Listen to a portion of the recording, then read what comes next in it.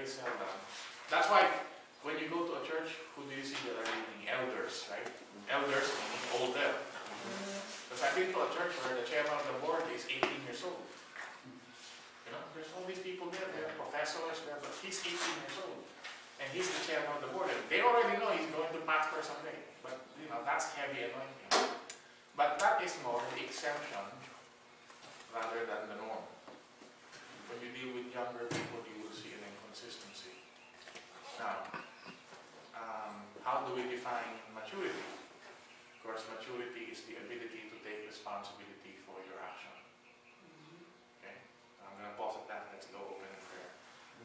Lord, we ask that you would again allow for this time to be a time of learning as we study your word, as we study your ministry, Lord, as we try to give a taste as to what is happening here.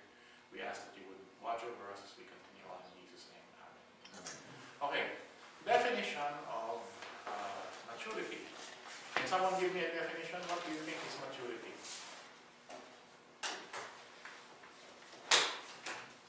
What is maturity? How will you define a person who is mature? If we look like me and one, we have a little white hair, then we are mature, right? But not necessarily. Sometimes the appearance is not necessarily the maturity. It's more, I would say, like it has different levels, you know, because it's like emotional, spiritual. But I would say first, if you are like spiritually mature, and then you are like emotionally, you know, like all the other aspects are mature. Okay. So the Bible says that not because, well, you know, the Bible says if you have gray hairs, some of you don't have gray hairs and you're going on, so what do you mean? No.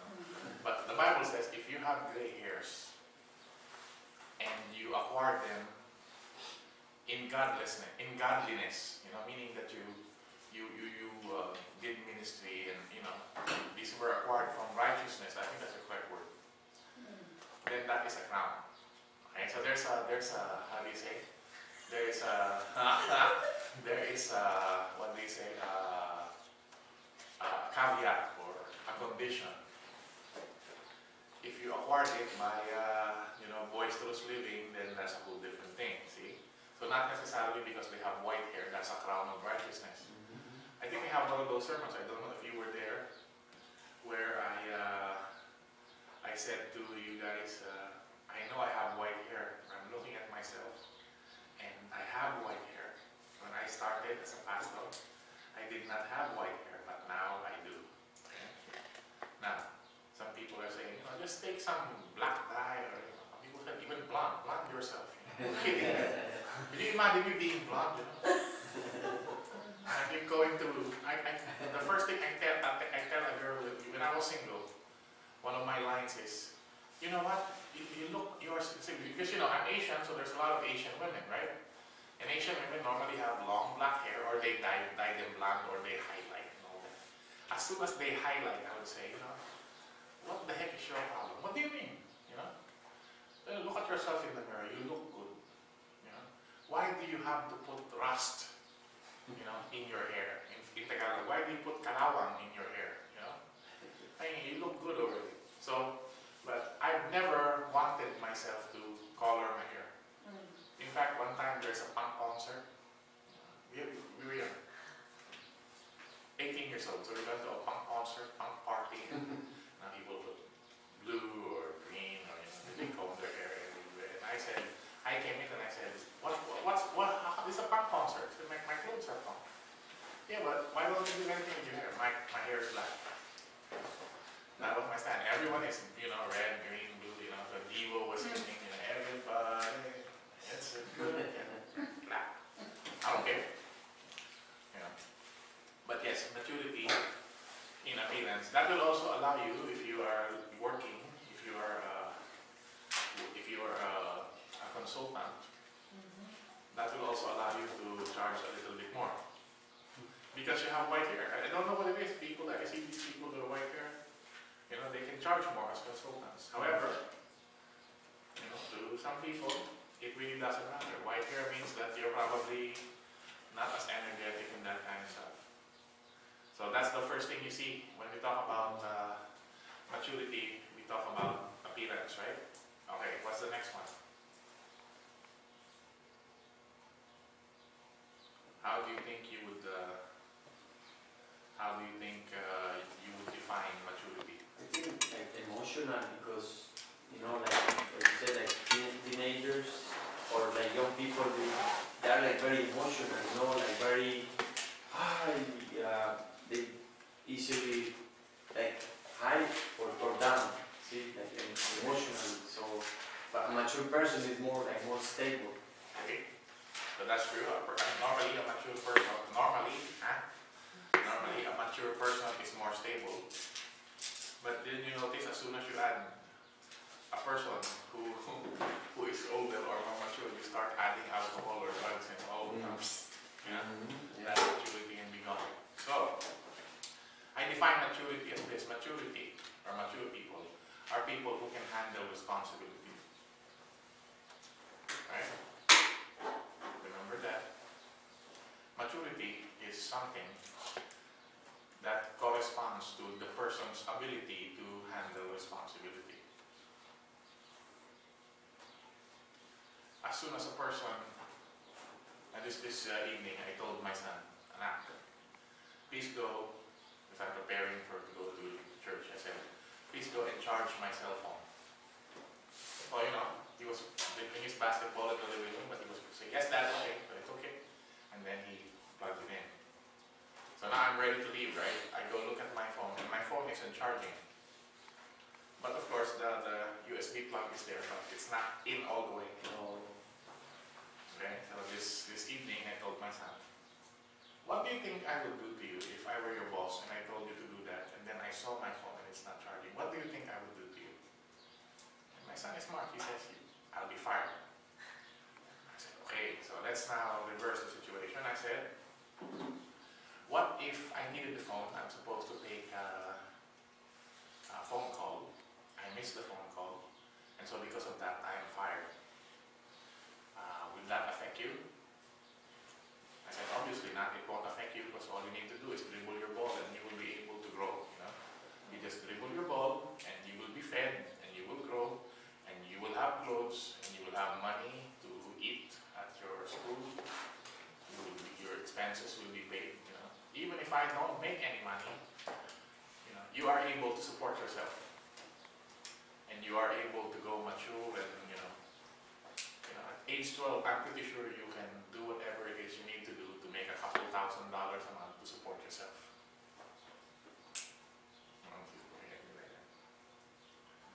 Now, I didn't scold him very long, but I'm going to leave now. I hope you understood what I just said. Because I don't want to be like other people, keep nagging the boy, because he made a mistake, obviously, and he realized it. But I said, okay, I'm going to go now. But my parting shot was, maybe I shouldn't give you allowance for about 2 weeks. No $2 a day. As he went there to the Jamba Juice shop and he said, wow, what is this? Used to be Jamba Juice was $2, now it's $4. I said, man, they're ripping us off. Used to be they'd sell it for $2, now they're selling for $4. And he said, I can't afford that. That's 2 days allowance as far as he's concerned.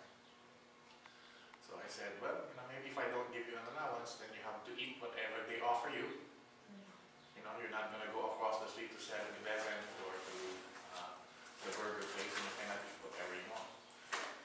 And I think that would be okay because all I asked you to do was plug the phone. And you can't even do it. Why? Because you're trying to hurry and come back. Dribble. So, of course, my son at 12 years old is an immature person. I know he plays drums now in praise and worship. I know he helps now in Sunday school. He's starting to change. I don't know if you want to follow this, but I never tell my child that he should pastor. I never. Especially if your child is half intelligent. If your child is half intelligent, to me as far as I'm concerned, I would never tell them to pastor. You're a pastor, yeah. Because pastoring involves a calling. the calling needs to come to a person. You know, anyone can make you a pastor. You know, example, you're my friend. Come here, go to school. You know, in fact, I could even give you grades without you attending class. Right? I mean, you know, if that's really what it takes, I'll just give you the grades. Or for us, actually, Bobby and me, we never went to class. We pastored, before then, the system that we had here, we pastored out of hands-on. We pastored for a year, 2 years. I mean, served for a year, 2 years. And then what happened was, the pastor would now come and say, okay, I'll sign for your license. You know, and then you're supposed to go ahead and you earn it. That's what he says, you know, earn it. Each Bible studies, do all this, do all that. But of course, nowadays, even the Foursquare church is a little different. You know, the license is a lot harder than before. You just came in, signed up. They put you in a room for a day, you pay your $25. Next thing you know, you apply for the license guy, you have this blue cardboard thing. That's it. That's all it is. You paid, I think you paid $50 a year to have a license. Today, at this very moment, a license for the Foursquare costs $185. That's for your license to renew, not the application. Everything is different. Okay, so you need to find people who are mature, and the only way for you to find out if a person is mature is for them to do whatever it is that is expected for them to do. Now, when you are assessing the maturity of your people, what's the first thing you look at for maturity? Stable, I guess. Okay, stable. And how do you know that they're stable? Well, they have a stable job. Okay, that's good. Always the job is always good. Okay. But how about the people who are chronically unemployed? Are they unstable? What for those people who don't make a whole lot? You know? That happens in the United States because sometimes you have people that do not have the capability to find jobs. You know, we have a big immigration problem in our church. And the reason we have a big immigration problem in our church is because in society in general we have an immigration problem. You know, even now Obama's going back and forth for immigration issues. So in the Philippines, that does not affect me. Because you know, if you're from Singapore, it's different. In the Philippines, when we have people there, they're like big shots. Oh, Singapore. From Singapore, it even is a marketing thing. You know? I have no paper. I'm from Singapore. I'm from Singapore. Okay, all right. You know, the Londoner, or the Londoner, or the American, or the Korean. You know, the Filipinos are very welcoming that way. But in America, you have to have papers to work. Okay, and so sometimes the income, okay, the ability to earn money, is not a good basis for maturity. Okay? Because some of us, for example, I myself, for example, if I didn't have papers, thank God that in the beginning, when I started, I have papers. You know, my father waited 15 years to get a share, 21 years to get a share. And so, but what if I don't? I'll probably be that kind of person who holds, you know, jobs that don't pay well. But even then, at that point, I have to send money to my family. And I think this is true to our Latino brethren, to the Filipino brethren who are working overseas. You know, that it's hard for us to get a job because of certain legalities. But yet, we need to send money home. So financially, always in a strain, always in a lurch, right? And the good thing about it is I've seen also that God is good in that. God will, how do you say this? God will give you whatever it is that you need. So, sometimes the income though is not the best basis of maturity. Right? That's not the best basis of maturity. So, but I would say, when you talk about stability, you talk about a person. If you find a person, Jack Hayford developed this word called bounce back ability. Okay? He said that bounce back ability. Because ultimately, when you go to serve, you know that you will have a problem. Once you decide that you want to become a pastor, you want to become a minister, for sure you will have a problem. Okay? And that problem is not a problem of your creation. When you want to become a pastor, okay, I'm just going to say this is, privilege as a teacher. I claim privilege as a teacher. Okay. When you want to become a pastor, there's certain things, more than likely, you have certain things that you carried over from your quote-unquote previous life, which is, I don't believe in that, but what I'm saying is, you have bad habits. For example, things that are major criticisms for me, people will say, you reneged on your promise, or you're using the pulpit to preach on your own agenda. That's always the case. It will always happen. But you know why this happens? Because there is a character defect. If that is not my character defect, it's very hard to be accused of it. For example, only once have I been accused of stealing money from the church. I did not even steal money, it's just my taxes. Somebody look at my taxes, did not understand that as a pastor you have certain exemptions. They know how much I make, they know how much we put down, And of course we have a tax preparer who prepares all of this, who understands non-profits. So they said, actually my wife got in there because my wife understands accounting, and they went at it, So I've been accused of that, but only once, and only by one person. Because one time I was accused of using the monies of the church to go to the Philippines to have a reunion with my family. I basically told them, you know what, the next time you go, okay? The next time I'm not going to go on missions, you go. Because they were accusing me that, I said, your father went with you. Yes, my father went with me. And I said, why do I have to tell you that my father went with me? Did you pay for my father's fare? My father had a heart operation. He wanted to go home. He needed somebody to go and be his companion.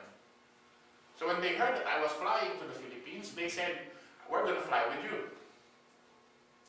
And when we got there, that's how it happened. When we got there, I pushed him on a wheelchair. And when I got back, they said, well, you had a reunion there. I said, the next time you go. Next time you go. And I said, if you don't want to reimburse my expenses, go for it. I really don't care. I was really mad, But then again, I've been accused of that. But very seldom I've been accused of, oh, you're messing around with the money. Because you know what? Again, there are people that can vouch for that. There are finance people. And then again, what am I going to do with money? Buy more shirts? Buy more jogging pants, Today I took some of the people here to the thrift stores to look for stuff. And do I really need to invest the money? If the shirt, I don't even buy because I have too much. I didn't buy anything today. But what I'm saying is, I want a shirt and the shirt is $5.99. Do I need to invest the money to buy $5.99? I ate at a restaurant today, I did not pay, somebody paid for it. It was Daddy's birthday present and I was included. Do I look like I'm under-eating or overeating? So that concept basically. But there are character flaws that are obvious, character flaws that I admit. I readily admit that even though I am a senior pastor, there are weaknesses in my character. There are weaknesses in my marriage that have to be worked on a constant basis. Be careful about that. Don't ever presume or assume that because you are pastoring, your marriage is fine. And so, since that is the case, there are things that needs to be addressed. So it's a character issue, right? So I believe that maturity really does not come just from all these external, extraneous items, but that instead you should observe people who are able to handle responsibility, to bounce back from adversity. Those two things. If they are able to bounce back from adversity and handle responsibility, if you tell them, please count the attendance every week, and they do it every week because you said so, without getting bored. Because sometimes people are like that. Leaders are like that. Well, I'm an associate pastor now, what's next? And obviously, what's the next answer? Senior pastor, but they can't wait. You have to make enhancements for ministry to accommodate them. But there's a point in time, like I said, that's why a pastor cannot be insecure. A pastor cannot just say, okay, well, wait for me till I die. And ministry has avenues. Ministry, God will give you avenues of ministry. Like for example, nowadays I'm really thinking those that finish in our school that have the linguistic ability in Spanish, you might be surprised that 1 year from now, the Spanish work is bigger than the English work. Because I saw that happen here, but we had a church split. People left, But back then, the foundation of those pastors was they got food from Children's Hunger Fund and they gave food. And so as soon as your family started giving food, a lot of people did not come to church anymore. And they never came on Sunday, they came on Saturdays, they pretended to sit and attend the service, but really what they wanted was to get food. See? So the good thing about it is now we have people that handle that a little differently. Okay, so one of the things that you would handle and you would handle on a constant basis is in your work is what? What's the first thing that a pastor, to the layman, what is the first thing that you expect to do as a pastor? When you become a pastor, when you become a senior pastor, what is the first thing that you expect to do before anything else? You have to be a good model, I guess. Yeah, no, but you're a good model. That's why you became a senior pastor. I think it's upside down, right? If you're the pastor now, you probably were a good model. Because if you're not a good model, why would they make you the senior pastor? So something happened in your life that God convicted these people so that you can become the senior pastor. What I'm saying is when you become a senior pastor, what is your first job? What do people expect first from you? To lead them. Okay, and what's the first action? Serving them. Okay, serving them by what? How's the first service? You use those words. What's the first service? How's the first service? They expect you to preach the word. Okay? Right? Do you agree? Yes. They expect you to preach the word. They expect you to preach the word on a Sunday morning. 8 o'clock, 9 o'clock, 10 o'clock, 11 o'clock, 5 o'clock, whatever it is that is the scheduled time for the people to come together and receive the word of God. That's the first thing that they want you to do. Right? Hand me a marker. Okay. Okay. So that's the first thing. So we will review textual preaching. Okay, somebody define textual preaching to me, because I know you already had this. 6 years, 6 semesters, 3 years, 6 semesters of chapel. What is textual preaching? Those of you that you think you're going to graduate. What's textual preaching? It's a sermon outline came from a single text. A sermon outline that came from, let's put an actual number, one text. Now, define text for me. What is text? The verse in the Bible. Single Okay. verse in the Bible. Okay, a verse. Okay. You might say single if you want to use the word. But can a text be a multiple verse? When you use multiple verses, if you use 3 verses, are you still doing a textual preaching? Yes. Okay, yes. The first, the text prior to that one and the text after that. Okay. We didn't ask for the sake of discussion. When you say the text before that, the text that, after that, are you just contextualizing your text? Or is it possible to use all 3? Yes or no question?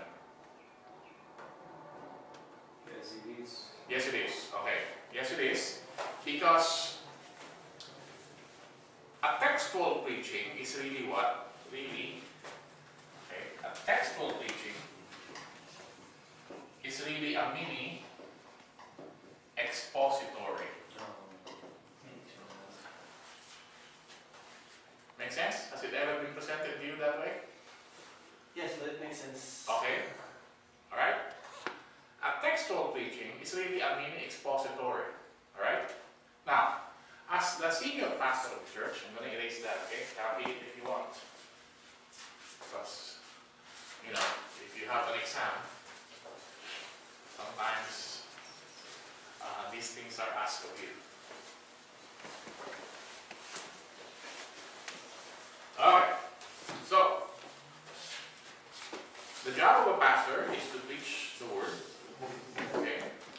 To preach the word, I would suggest that you stick to what? What are we talking about? A text. Okay? I would suggest that you stick to a text. When I began my preaching, maybe out of ignorance or maybe out of necessity, alright? Because when I first began, and I would say both, ignorance as a pastor, as a young pastor, your first senior pastorate, you know, and all of a sudden, you no longer are just guest preaching, because in my career as an associate, I was guest preaching. Meaning every 2 months, every 4 months, every 6 months, whatever my pastor felt. So sometimes it went for a year they didn't preach. But you know, when he's out, or you know, when he's on vacation, when there's a holiday, there was a little bit of a problem here in the church before, in that time. When there is a holiday, people don't go. Everyone goes on holiday. It's like almost all at the same time, everyone will go on vacation. You know? And I really did not like to do that. Even when I was an associate pastor, when my wife and I went on holiday, I wanted to be here on Sunday. I would tell her, you know, if you leave on Friday, we'll go back on Sunday morning, even though, you know, I can hardly be awake if I drove from, if we got in at 3 o'clock. I want to be here by 10 o'clock to attend my service. And I was not a senior pastor then. So back in the day, sometimes I was allowed to preach only because my pastor was on holiday, you know. And normally what happens is I do the preaching because sometimes when the church goes to camp, there's only 6 people here. That's when you say, okay, you preach on Sunday. Alright? And so I'm okay with that. Now, I saw the writing on the wall when my pastor started to assign us to preach. And whenever he was not here, there was more attendance. That sort of worried me. But I did not understand that this was going to be my lot in life. Remember, right now, as a 47-year-old, I'm thinking by the time I'm 59, about 12 years from now, I will start to candidate. Right? That's what I'm thinking. Because I have a senior pastor. And I wasn't going to usurp that authority. My senior pastor resigned. Okay? So, the first thing that people expect, of course, is that you preach. And when in the beginning, part ignorance, part ignorance, part who the heck knows, part weakness, whatever you want to call it. By the way, if you're a pastor, there's all these things, all these labels will be put on you. Be prepared, okay? Maybe part ignorance, part weakness. But what happened was, I would preach and I would preach about things that I experienced over the week. Normally that would be my introduction. And then from there, I will expound. Okay? Now, the longer I'm pastoring, and again, part of that, I guess, is I did that because certain people in my membership, you know, with drug addicts, were really new to the faith. You know. But after a while, things change. Those that really did not want to be in church, those that were addicted, those that were people that were on welfare, that did not want to improve themselves, you know, who came for the benefit of the food that's being distributed, or know that there is some financial help that can come as a benefit because they are here in church. Not these people that we gave checks to, that we supported, you know, once in a while. Now they don't come to church anymore. Because for some reason, I guess in the back of their minds, they know, if we ask for money today, we're not going to get any money. We sort of got wise. The tightening of the purse, of course, is the responsibility of a pastor when it comes to the money that we have as a ministry. That's not our money, that's God's money. And so, the attitude, the frame of mind, the spiritual growth, or the maturity of members have changed. So the longer I'm pastoring now, I want to really hide behind the text.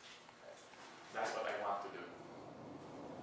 That's why it's important to find that your message has a correlating text. You know, you're preaching from that text.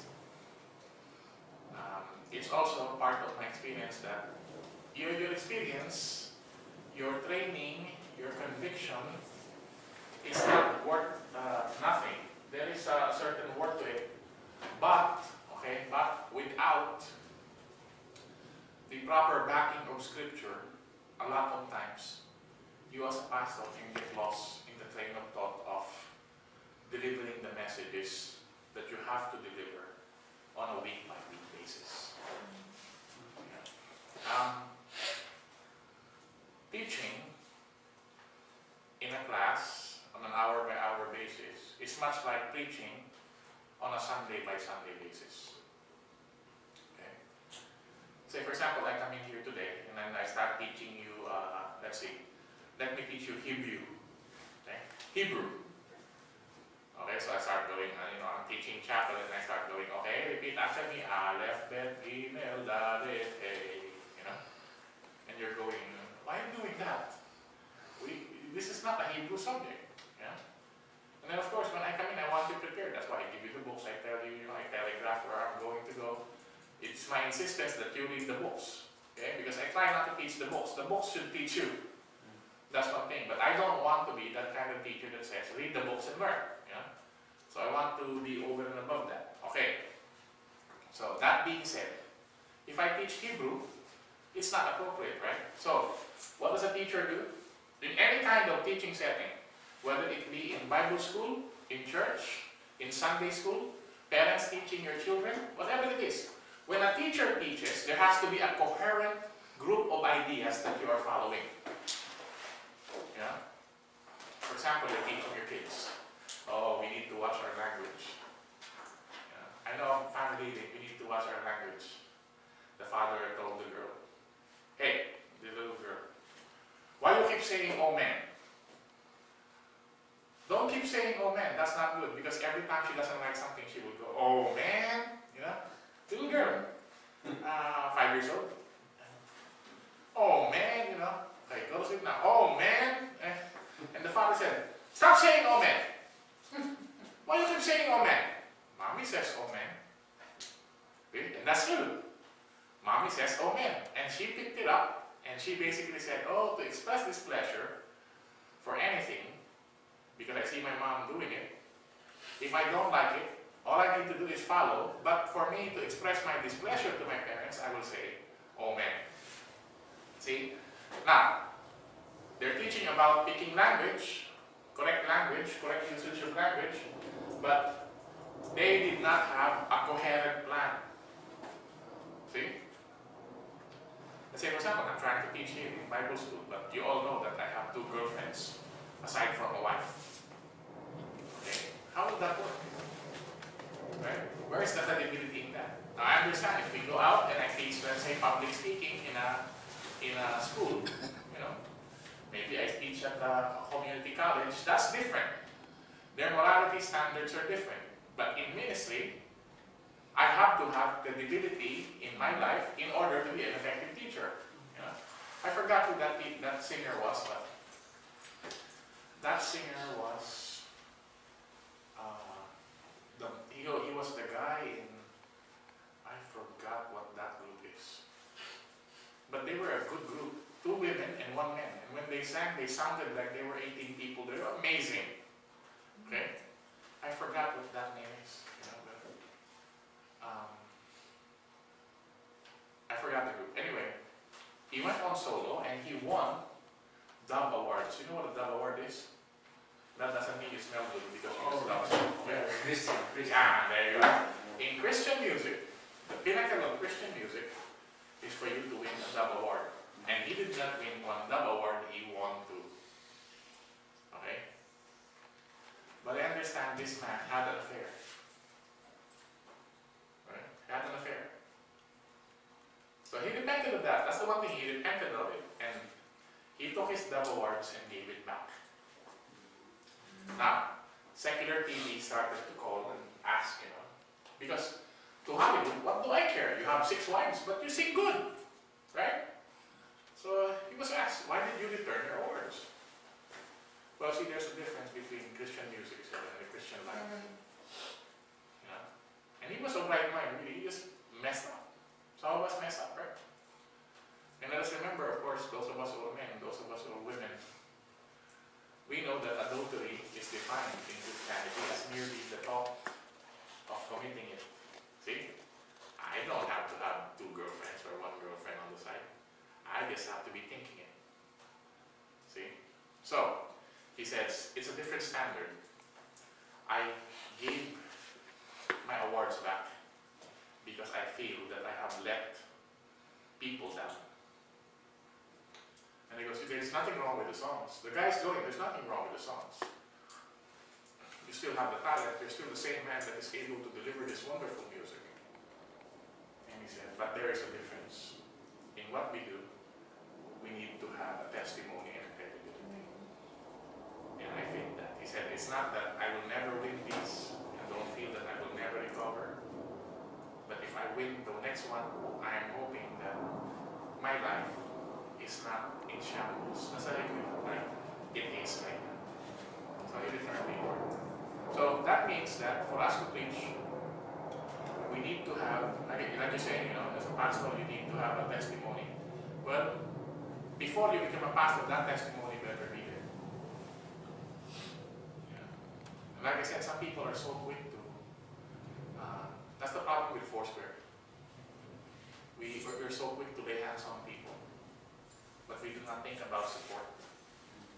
And so a lot of times there are people that, when you do a ministry, when you're doing ministry, support, okay? Support should be defined as exactly that. The reason you're being supported by your church, whether financially or by prayer or by encouragement, is because you're doing something in the church. Right? Will you agree to that? Yeah. If you're not doing anything in that church, do not expect support. Right? Because you're not doing anything.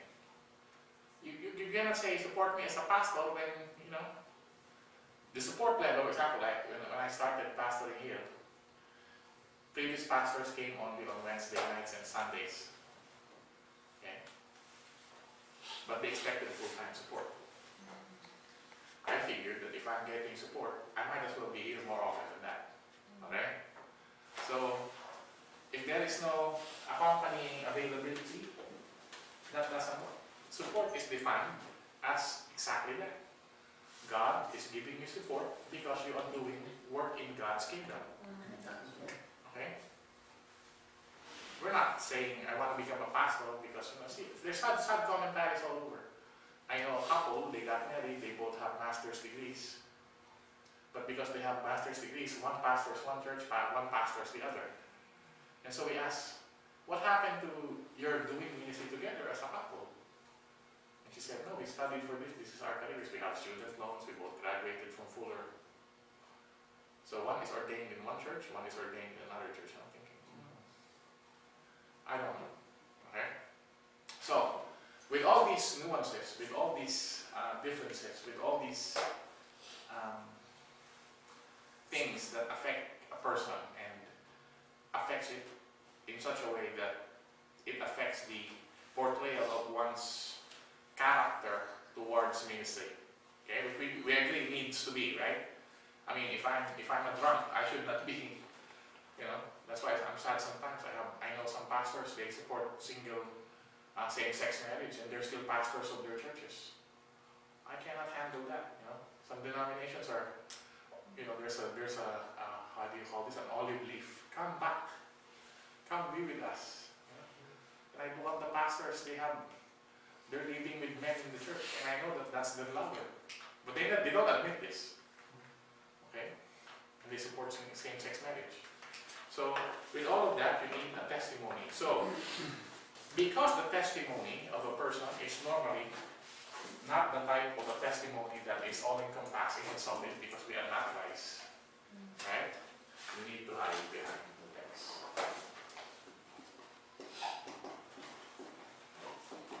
Okay?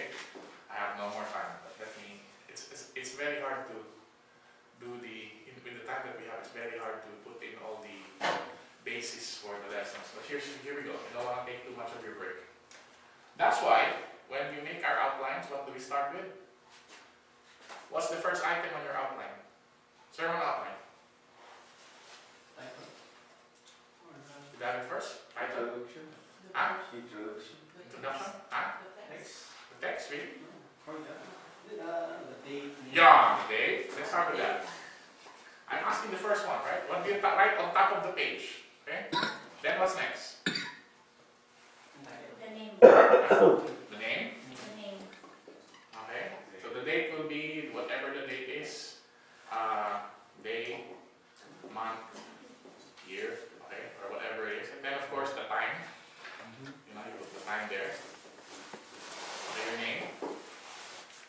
you how you want to put it. You want to put, in my case, if I want to put Hector Kimbao, that's acceptable. If I want to put Pastor Hector Kimbao, that's acceptable. If I want to put the Reverend Dr. Bishop Apostle Hector Kimbao, if the denomination, that's how you want to put it, that's how you put it, okay? Yeah. I mean, not Emperor Kimbao. Yeah. But you hear some of these people, they call themselves apostles, the prophet, this and that, you know. But I think it's safe if you just call yourself pastor. Some put the reverend, you know. And I'm thinking, well, you know, there's two kinds. There's the English people who are known as the reverends, and then there's the black brethren we call the reverends, you know. Well, I don't know, but your name, whatever is acceptable, you know. And I would caution you, if you don't have a license, don't presume, because sometimes you get invited and you ask. For example, especially if you're not a senior pastor, you're invited to another church. You're saying you're a pastor there. It's a little offensive to some people. They see you're out there, you're a pastor, you're not a pastor. Yeah. And the denomination, our denomination, this school defines a pastor as someone who is licensed. Okay? I'm not going to think if they call you a pastor. But if they call you a pastor, leave it at that. Okay? Leave it at that. Right, then what's next? Now we go to the answer she gave. What's next? Title. Here? Huh? The title. Text? The sermon. Text. Right? Text first, because you're going to hide behind the text. Right? And then the title. This, okay, come together.